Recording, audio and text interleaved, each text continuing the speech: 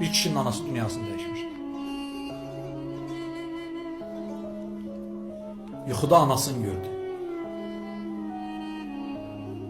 Çox narahat halda yuxudan durdu.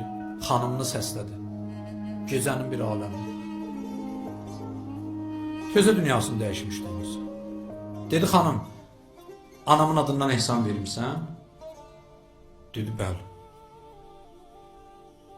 Dedi, hansı qabda vermişsən? Dedi, o nə sualdır?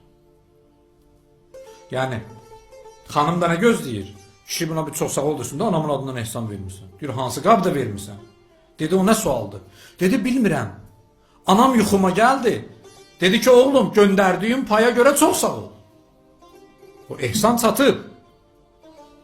Amma qabından utandım. Hansı qabda vermişdim? Gəlin dedi ki, hə. Dilənçi gəldi qapıya, dedi, acanam, mən də elə tezə yemək pişirmişdim. Öyle fikirləşdim ki, qaynanamın adından ehsan verimdim. Niyyət elədim ona da. Baxdım ki, hansı qabda versəm, qabdala qayıdmayız axı. Hansı servisi körləyək, hansı madondanı körləyək.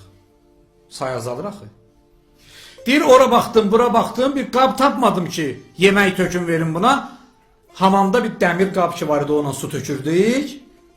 Götürdüm onda, yeməyi çəkdim, verdim ki, o qab qayıdmayacaq, qayıdmasın da. Dedi, hə, anam dedi mənə ki, paya görə çox sağ ol, amma qabından utandım oğlu, nə qab idi göndərmişdi. La tenalul birre hatta tunfiqu mimma tuhibbun. İnsan sevdiğinden keçə bilməsə bir əcri olmaz onun.